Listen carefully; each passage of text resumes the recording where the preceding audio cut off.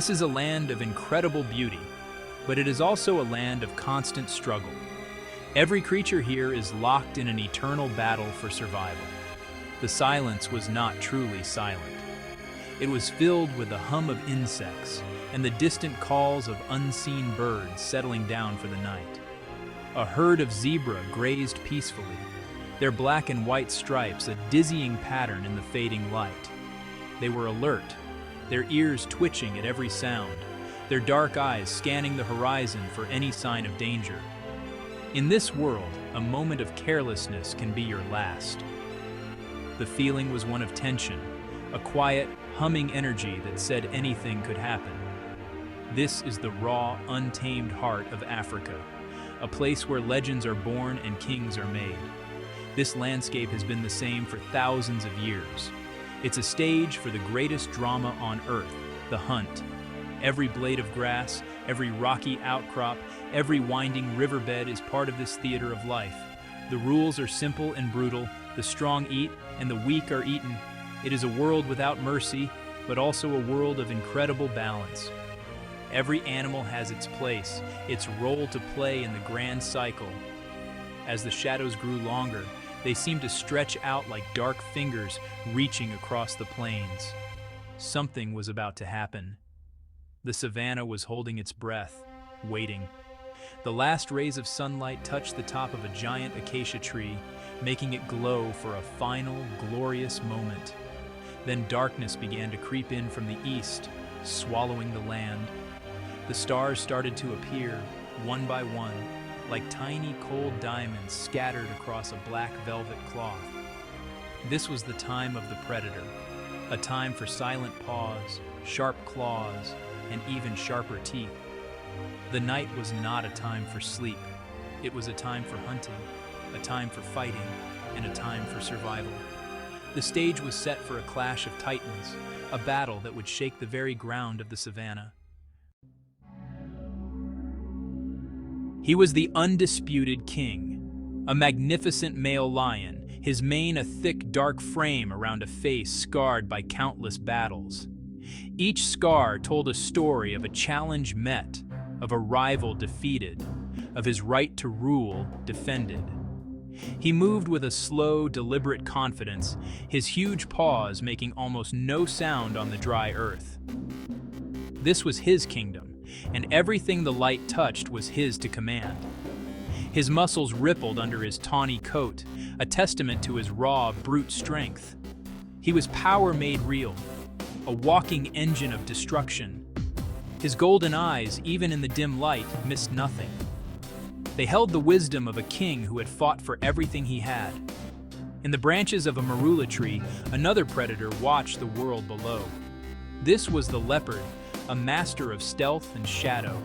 She was sleek, muscular, and covered in a coat of beautiful, deadly rosettes. She was a ghost, a silent hunter who could move through the trees as if she were part of them. Unlike the lion, she did not rule through brute force. Her power was in her agility, her intelligence, and her incredible patience. She was a solitary assassin, perfectly adapted for a life of ambush and surprise. She could climb, she could swim, she could disappear in the blink of an eye. She was the queen of the night's secrets. The lion represented sheer force. He was the heavy hitter, the brawler of the savannah. His roar could shake the leaves from the trees and send a shiver of fear through every living thing for miles around.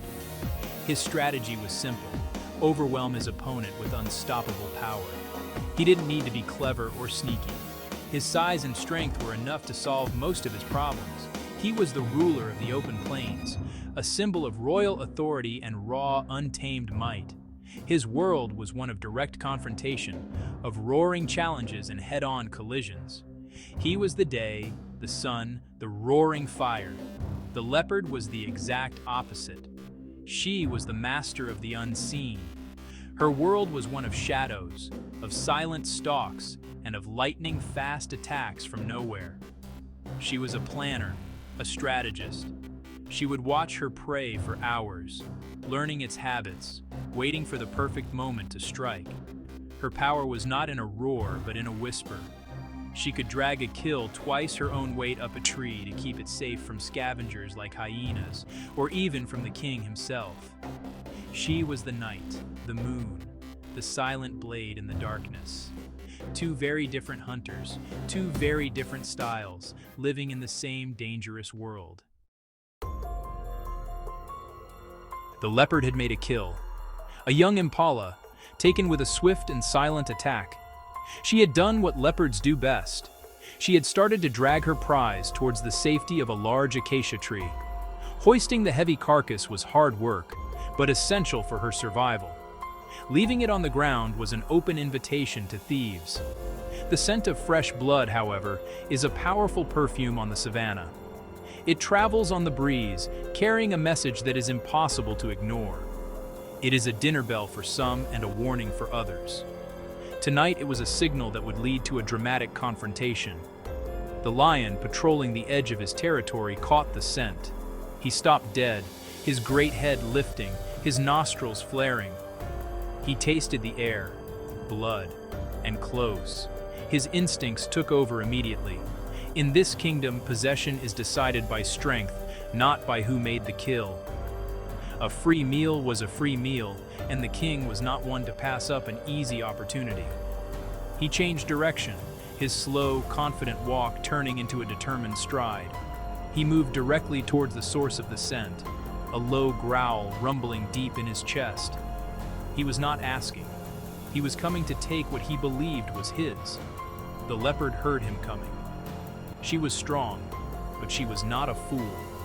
The heavy, deliberate footsteps could only belong to one animal. She stopped dragging the impala, her body tensing. Every muscle was coiled like a spring. Her ears swiveled, pinpointing the lion's approach. She had a choice to make, and she had to make it fast. She could abandon her hard-won meal and retreat to the safety of the branches, or she could stand her ground and fight for it. Pride is a powerful force in the wild, and she was a formidable predator in her own right. She would not give up her prize without a fight. The tension was electric. The air crackled with unspoken threats. The lion emerged from a thicket of bushes, his golden eyes locking onto the leopard and her kill. He saw the impala, but he also saw the challenge in the leopard's posture. She stood over her kill, her back slightly arched, her lips pulled back to reveal a set of dagger-like teeth. A warning hiss sliced through the quiet evening air. The lion didn't even break his stride. He saw her warning, and he ignored it completely. He was the king. This was his land, and that was his food. The showdown was inevitable. The lion closed the distance, his sheer size and intimidating presence. He expected the leopard to back down, to melt away into the shadows as most creatures did. But this leopard was different. She was a veteran hunter, a survivor. She knew that her only chance against this mountain of muscle was to use her greatest asset, speed. She could not win a test of strength, so she had to make the fight about agility. Before the lion could get close enough to use his crushing power, she made her move. She did not retreat. She attacked. It was a bold, almost suicidal move. With an explosive burst of energy, she launched herself forward. She was a blur of spots and fury. She didn't aim for the lion's powerful body. That would be like hitting a wall. Instead, she used her incredible agility to leap upwards, aiming for his head and face. Her claws, sharp as razors, were extended. Her goal was to blind and disorient the king, to use a swift, shocking attack to gain an early advantage. It was a classic leopard strategy, a lightning-fast strike designed to inflict maximum damage before the opponent can even react. The air filled with a terrifying snarl as she flew towards her giant adversary. The attack was so fast it almost worked. Her claws raked across the lion's face, tearing through skin and fur. A sharp line of red appeared just above the lion's eye. He roared, a sound of pure shock and fury, shaking his massive head to dislodge his attacker. The pain was sharp, and for a split second the king was on the defensive. The leopard had drawn first blood. She landed gracefully a few feet away, instantly crouching, ready for her next move. She had his attention now. She had shown him that she was not just some scavenger to be pushed aside. She was a warrior. But the lion was a king for a reason. He had survived dozens of such challenges. The shock of the first strike quickly turned into pure rage. The wound on his face was a minor annoyance, an insult that had to be answered. He lowered his head, his dark mane making him look even larger and more menacing. His golden eyes, now burning with fury, fixed on the leopard. The initial surprise was over. He had felt her speed, but now he was ready for it. The battle was no longer about a stolen kill. It had become personal, a test of wills, a clash of kings. The leopard tried to repeat her tactic. She darted in again, a spotted phantom trying to land another quick strike. But the lion was prepared this time. He was no longer the slow, plodding monarch. He was a raging battle tank. As she lunged, he didn't try to match her speed. Instead, he used his immense power. He swung a paw the size of a dinner plate. It was not a precise strike, but it didn't need to be. The raw force of the blow was devastating. The paw connected with the leopard's shoulder, sending her tumbling sideways through the dust. A yelp of pain escaped her as she hit the ground hard. The fight had changed completely. It was no longer a dance of agility versus strength. It had become a brutal display of raw power. The lion pressed his advantage, not giving the leopard a moment to recover. He charged, a roaring avalanche of muscle and teeth. The leopard scrambled to her feet, but she was hurt. The lion's blow had been a sledgehammer. She tried to dodge, to weave away from the furious assault. But the king was relentless. He was using his weight, pinning her down, turning the fight into a close-quarters brawl where her speed meant nothing. This was his world now, a world of brute force. The leopard fought back with desperate courage. Trapped beneath the lion's weight, she twisted and clawed, trying to rake at his soft underbelly. Her fangs snapped, searching for any purchase. She was fighting for her life, a cornered animal with nothing left to lose. But it was like trying to fight an earthquake. The lion's sheer mass was overwhelming. For every scratch she inflicted, he answered with bone-jarring force. He pinned her neck with his powerful jaws, not with the intent to kill immediately, but to control, to dominate, to end the rebellion once and for all. The struggle was intense but short. The leopard's frantic movements became weaker. The lion's superior strength was simply too much to overcome. He was built for this kind of combat, for wrestling buffalo to the ground and fighting off rival males. A leopard, as fierce as she was simply outmatched in a direct power contest. The fire in her eyes began to fade, replaced by the grim reality of defeat. The king had weathered the storm of her initial attack and had turned the battle into his kind of fight. The outcome was now certain. The king would remain the king. With a final guttural roar, the lion asserted his victory. He released his grip on the leopard's neck. She lay on the ground, breathing in ragged gasps, defeated. He did not kill her. The challenge was over, his authority proven. He stood over her for a moment, a magnificent, terrifying figure in the moonlight. Then he turned his back on her and walked towards the impala carcass. The prize was his. He had earned it not by hunting, but by conquest. He began to feed, the sounds of his meal echoing in the quiet night. The fight was over. The lion was victorious, but he had not escaped unharmed. The deep gash above his eye was bleeding freely, the blood trickling down his face and matting his glorious mane. His body ached from the struggle.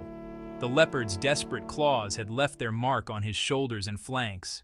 These were fresh scars to add to his collection, new stories of his rule written on his very skin. He was the king, yes, but kingship comes at a cost. Every challenge, every fight leaves a mark. Survival, even for the most powerful, is a painful business. He would heal, but he would remember this fight. Slowly, painfully, the leopard dragged herself to her feet. Her shoulder throbbed with agony, and her body was a canvas of bruises. She was lucky to be alive. She gave one last resentful look at the lion feeding on what should have been her dinner. Then, with her head low and her body limping, she vanished back into the shadows from which she came. She had lost her meal, and she had lost the fight. But she had survived. She would find a safe place to rest and heal. She was a master of survival, and this defeat, though bitter, was just another lesson in the harsh school of the savannah. As the night deepened, a quiet understanding settled over the plains. The lion, the king, had proven his power. The leopard, the ghost, had learned a brutal lesson. Both were changed by the encounter. The lion carried new wounds, a physical reminder that his crown is always being challenged. The leopard carried the memory of defeat, but also the fire of survival that would drive her to hunt again. In the vast, unforgiving wilderness of Africa, life is a constant clash. There are no easy victories, and even a king must pay the price to keep his throne. The struggle never, ever ends.